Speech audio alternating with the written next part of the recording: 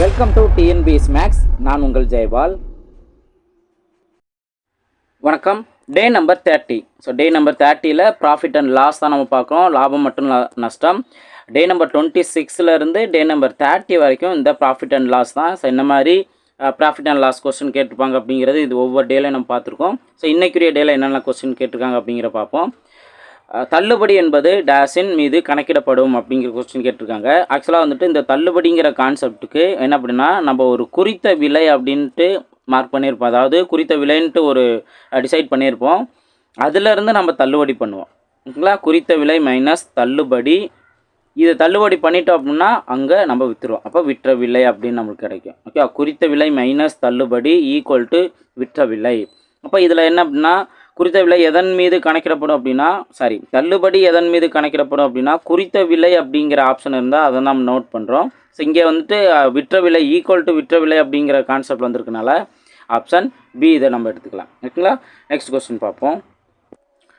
ரெண்டாவது கொஸ்டின் பாருங்கள். ஒருவர் ஒரு நாற்காலியை ரூபாய் 1500க்கு வாங்கினார். தள்ளுபடி 100 அளித்த பின் ரூபாய் 250 லாபம் பெறுமாறு விற்பனை செய்ய விரும்பினார் எனில் நாற்காலியின் குறித்த விலை எவ்வளவு அப்படின்னு கொஸ்டின் கேட்டிருக்காங்க. இங்கே இந்த மார்க்கெட் ப்ரைஸ் என்ன அப்படின்னு கொஸ்டின் கேட்டிருக்காங்க.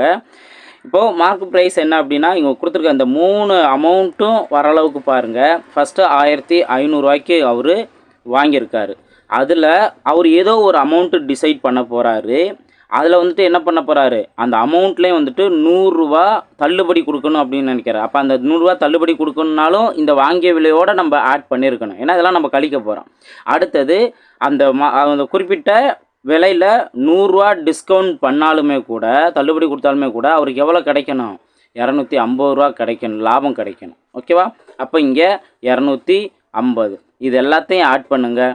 ஆட் பண்ணோம் அப்படின்னா 1850. அப்போது 1850 ரூபா அவர் ஃபிக்ஸ் பண்ணால் தான் அவர் 100 ரூபா டிஸ்கவுண்ட் போக மீதி 1750 ரூபாய்க்கு அவர் விற்பார்.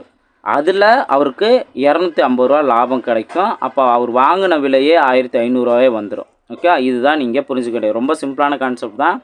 அது எவ்வளோ அமௌண்ட்டுக்கு வச்சா அவர் பண்ண வேண்டியதெல்லாம் தள்ளுபடியும் கொடுக்கணும், லாபமும் நம்மளுக்கு வரணும் அப்படிங்கிற கான்செப்ட். அப்போது 1850 ஆப்ஷன் ஏ தான் அதற்கான சரியான ஆன்சர்.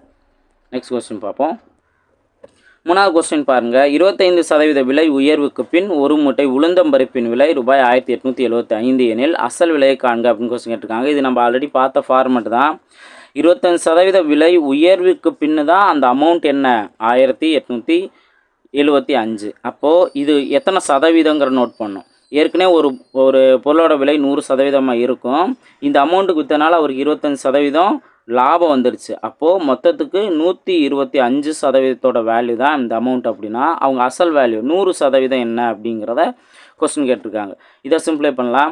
25ஆல் அடித்து கொடுத்தோம் அப்படின்னா இங்கே 4, இங்கே 5 அப்படின்னு வரும். மறுபடியும் 5ஆல் அடித்து கொடுத்தோம் அப்படின்னா 1 5 5, இங்கே 3 15, பேலன்ஸ் 3 37 அப்படின்னா 7 35, பேலன்ஸ் 2 25 அப்படின்னா 5 25. இனி நம்ம மல்டிபிள் பண்ண வேண்டிய நம்பர் 375 இன்ட்டு 4. அப்போது 4 5 20க்கு 0, பேலன்ஸ் 2, 4 28, 28 2 30, 30க்கு 0, பேலன்ஸ் 3, 3 12, 12 3 15. ஓகேங்களா? அப்போது 1500 ரூபா தான் இந்த அசல் அமௌண்ட்டு. நெக்ஸ்ட் கொஸ்டின் பார்ப்போம். 4வது கொஸ்டின் பாருங்கள். கருண் என்பவர் ஒரு ஜோடி காலணிகளை 25% தள்ளுபடி விலையில் வாங்கினார். அவர் செலுத்திய தொகை ரூபாய் 1000 எனில் குறிக்கப்பட்ட விலையை காண்க அப்படின்னு கொஸ்டின் கேட்டிருக்காங்க. ஸோ இதில் என்ன அப்படின்னா, 25% தள்ளுபடியில் அவர் வாங்கியிருக்காரு அப்படின்னா அவர் செலுத்திய அமௌண்ட்டு தானே அந்த வாங்கின அமௌண்ட்டு. ஓகேவா? 1000 ரூபாய்க்கு வாங்கியிருக்காரு. இப்போ 25% தள்ளுபடியில் அப்படின்னு சொல்லிட்டாங்க. அப்போது 100லேருந்து அவர் 25% மைனஸ் பண்ணோம்னா 75% அமௌண்ட்டு தான் அவர் கொடுத்துருக்காரு. அந்த அமௌண்ட்டு தான் இந்த 1000 ரூபா. இதுலேருந்து அவங்க என்ன கேட்குறாங்க, 100% என்ன, குறிக்கப்பட்ட விலை என்ன அப்படின்னு கொஸ்டின் கேட்டிருக்காங்க. இதை சிம்பிளை பண்ணால் நமக்கு தேவையான ஆன்சர் வந்துடும்.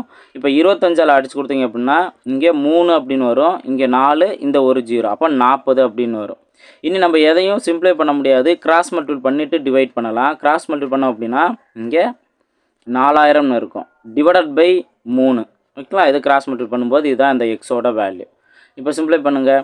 இங்கே 4ல் ஒரே ஒரு 3 இருக்குது, பேலன்ஸ் 1. 10 அப்படின்னு இருந்துச்சுன்னா 3 9, பேலன்ஸ் 1. அதுலேயும் அந்த 0 சேர்க்கும்போது 10, அதுலேயும் 3 அப்படிங்கிற கிடைக்கும். மறுபடியும் 0 1 இருக்கும். அந்த 0 சேர்க்கும்போது 3 9 அப்படின்னு இருக்கும். மீதி 1 வந்துக்கிட்டே இருக்கும். அப்போ பாயிண்ட் வச்சு அந்த 3 3 போய்கிட்டே தான் இருக்கும். இப்போ அவங்க என்னென்னா பாயிண்ட் சேர்க்காம முழு அமௌண்ட் மட்டும் தான் எடுத்திருக்காங்க. 1333. ஆப்ஷன் பி தான் அதற்கான சரியான ஆன்சர். நெக்ஸ்ட் கொஸ்டின் பார்ப்போம். 5வது கொஸ்டின் கவனிங்க. மழை காலத்தின் போது ஒரு கடைக்காரர் தனது வியாபாரத்தை அதிகரிக்க ஒரு மலை சட்டையின் விலையை ரூபாய் 1060 901 குறைத்தார் எனில் அவர் வழங்கிய தள்ளுபடி சதவீதத்தை காண்க அப்படின்னு கொஸ்டின் கேட்டிருக்காங்க. இதில் நம்ம என்ன பண்ணுறோம், தள்ளுபடி சதவீதம் கண்டுபிடிக்கணும் அப்படின்னா ஃபஸ்ட்டு தள்ளுபடி அமௌண்ட் என்ன அப்படிங்கிறத நம்ம கண்டுபிடிக்கணும். அப்போது 1060 அவர் 901 வந்துட்டு குறைச்சிட்டார் அப்படின்னா எவ்வளோ குறைச்சிருக்காரு. இப்போ இங்கே 10 1 போன்ஸ் அப்படின்னா பேலன்ஸ் 9, இங்கே 5 தான் இருக்கும். அப்போ அந்த 5 அப்படியே வந்துடும். இங்கேயும் 0, அப்போ 10 இருக்குது 1, 159 டிஸ்கவுண்ட் பண்ணியிருக்காரு. இப்போ எதுலேருந்து அவர் டிஸ்கவுண்ட் பண்ணார், 1060 அதைத்தான் இங்கே டிவைடில் நோட் பண்ணணும். ஓகேவா, பர்சன்டேஜ் கேட்டனால இன்ட்டு 100. இதை சிம்பிளை பண்ணால் நம்மளுக்கு தேவையான ஆன்சர் வந்துடும். ஸோ இந்த 0 கேன்சல் பண்ணிடுறேன். அடுத்து 2ஆல் சிம்பிளை பண்ணோம்னா இங்கே 5 அப்படின்னு இருக்கும், இங்கே 5 3 53ன்னு இருக்கும். இப்போ 53 × 3ன்னு பாருங்கள், 159 கிடச்சிரும். அப்போது ஒரு 53 3 53 159. இனி நம்ம மல்டிபிள் பண்ண வேண்டிய நம்பர் என்ன, 3 × 5 5 15. அப்போ 15% தான் அந்த டிஸ்கவுண்டோட பர்சன்டேஜ். ஓகேங்களா, நெக்ஸ்ட் கொஸ்டின் பார்ப்போம். 6வது கொஸ்டின் பாருங்கள். இதுவும் சேம் மெத்தட் தான். இப்போ ப்ரீவியஸ் ப்ராப்ளம் பார்த்த மாதிரி தான். ரூபாய் 4500 குறித்த விலையாக கொண்ட ஒரு அரவை இயந்திரமானது தள்ளுபடிக்கு பின் ரூபாய் 4140க்கு விற்கப்பட்டால் தள்ளுபடி சதவீதம் காண்க அப்படின்னு கொஸ்டின் கேட்டிருக்காங்க. இதில் தள்ளுபடி சதவீதம் தானே கேட்டிருக்காங்க. அப்போ ஃபஸ்ட்டு தள்ளுபடி அமௌண்ட் நம்ம தெரிஞ்சுக்கணுமா. 4500 4140 தான் அவர் விற்றுருக்காரு. அப்போ டிஸ்கவுண்ட் பண்ணது என்ன, 360. ஓகே, இந்த 360ங்கிறது எத்தனை சதவீதம் பார்க்கணும், எதுலேருந்து 4500 இன்ட்டு 100. ஓகே, ஸோ இந்த 2 0 கேன்சல் ஆயிரும். அடுத்து 9ஆல் சிம்ப்ளை பண்ணால் 9 5 45, 9 4 36, இந்த ஒரு 0 40. அடுத்து 4 5 5, 8 5 40. அப்போ 8% தான் நமக்கு தேவையான ஆன்சர். ஆப்ஷன் ஏ தான் அதற்கான சரியான ஆன்சர். நெக்ஸ்ட் கொஸ்டின் பார்ப்போம். 7வது கொஸ்டின் பாருங்கள். ஒரு விற்பனை நிலையம் 1 டஜன் பெனாக்களை ரூபாய் 216க்கு வாங்கியது. மேலும் சில்லறை செலவுக்காக ரூபாய் 58 செலவு செய்தது. பின்பு ஒரு பேனாவிற்கு ரூபாய் 2 குறைத்து விற்பனை செய்ததில் லாபம் 50 கிடைத்தது எனில் ஒரு பேனாவின் குறித்த விலை என்ன அப்படின்னு கொஸ்டின் கேட்டிருக்காங்க. இப்போ இங்கே கொடுத்துருக்க ஒவ்வொரு பாயிண்ட்டையும் கவனிங்க. ஃபஸ்ட்டு விற்பனை எவ்வளவு, 1 டஜன் பேனா. 1 டஜன் பேனானா 12. அப்போது 12 பேனாவை எவ்வளோக்கு வாங்கியிருக்காங்க, 216 வாங்கியிருக்காங்க. அடுத்து சில்லறை செலவுங்கிறதும் அடக்க விலையிலே தான் சேரும். அப்போது இந்த 58 இதிலே நம்ம ஆட் பண்ணிடலாம். இப்போது இதில் என்ன பண்ணுறாங்க அப்படின்னா ஏதோ ஒரு அமௌண்ட்டு ஃபிக்ஸ் பண்ணுறாங்க. ஃபிக்ஸ் பண்ணிவிட்டு ஒரு பேனாவுக்கு 2 ரூபா குறைச்சி விற்பனை பண்ணுறாங்க. அப்போ ஒரு பேனாவுக்கு அவங்க 2 ரூபா குறைச்சாங்கன்னா 12 பேனாவுக்கு அவங்க எத்தனை ரூபா குறைப்பாங்க, 24 ரூபா குறைப்பாங்க.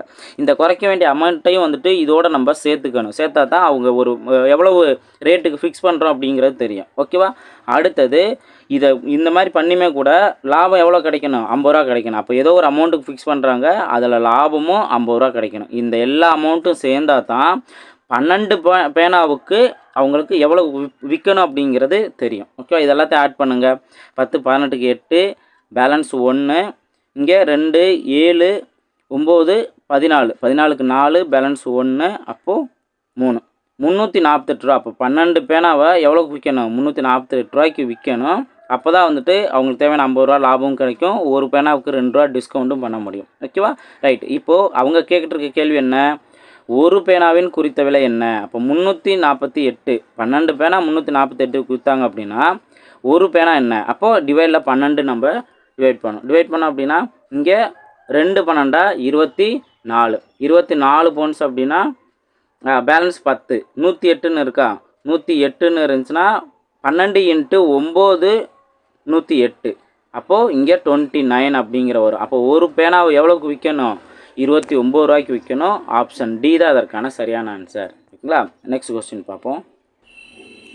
8வது கொஸ்டின் பாருங்கள். ஒரு மெத்தையின் குறித்த விலை ரூபாய் 7500. இதற்கு 2 தொடர் தள்ளுபடிகள் முறையே 10% மற்றும் 20% என வழங்கப்பட்டால் வாடிக்கையாளர் செலுத்த வேண்டிய தொகை என்ன அப்படிங்கிற கொஸ்டின் கேட்டிருக்காங்க.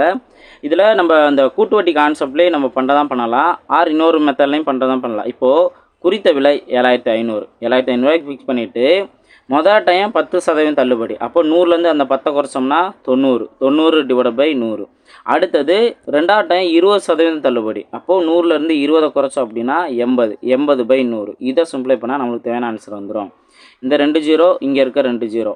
அடுத்து இந்த ஒரு 0 இந்த ஒரு 0 இதே போல் இந்த 0. இனி நம்ம மல்டிபிள் பண்ண வேண்டிய நம்பர் 75 × 9 8 72. இதை ரெண்டையும் மல்டிபிள் பண்ணால் நம்மளுக்கு தேவையான ஆன்சர் வந்துடும். இப்போ 75 72 இறஞ்சா 10க்கு 0 பேலன்ஸ் 1 இல்லைன்னா 14 1 15. அடுத்து இளஞ்ச 35க்கு 5 பேலன்ஸ் 3 இல்லைன்னா 49 3 52. இனி 0 இதுவும் 0 பேலன்ஸ் 1 வரும். அப்போ இங்கே 4 இங்கே 5.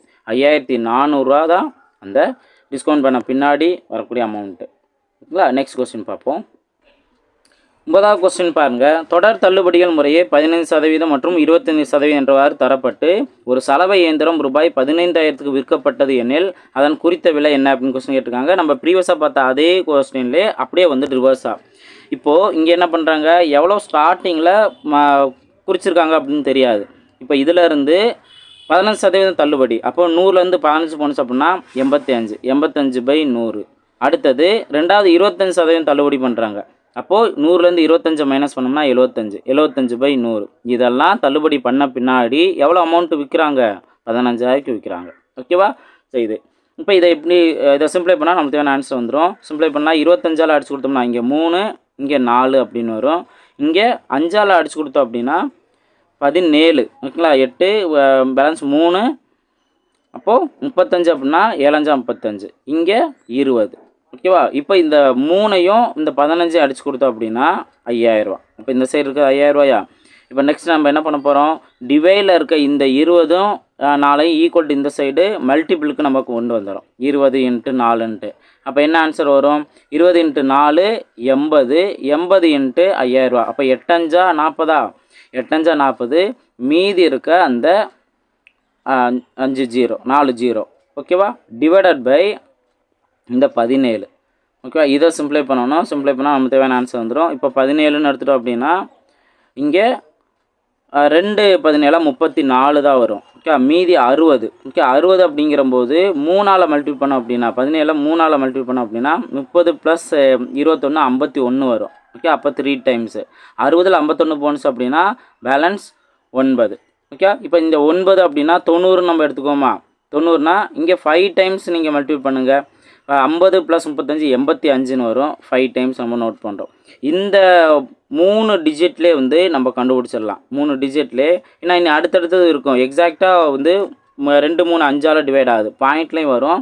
அப்போ ஆப்ஷன் டி தான் அதுக்கான சரியான ஆன்சர்னு தெரிஞ்சுக்கலாம். கடைசி எண்டு வரைக்கும் நம்ம பார்க்கணுன்னு அவசியம் இல்லை. கரெக்டாக ஒரு 3 டிஜிட் 4 டிஜிட் செக் பண்ணும்போதே ஆப்ஷனை பார்க்கும்போதே இங்கே எது கரெக்டான ஆன்சர் தெரிஞ்சிடும். ஸோ ஆப்ஷன் டி தான் அதுக்கான சரியான ஆன்சர்.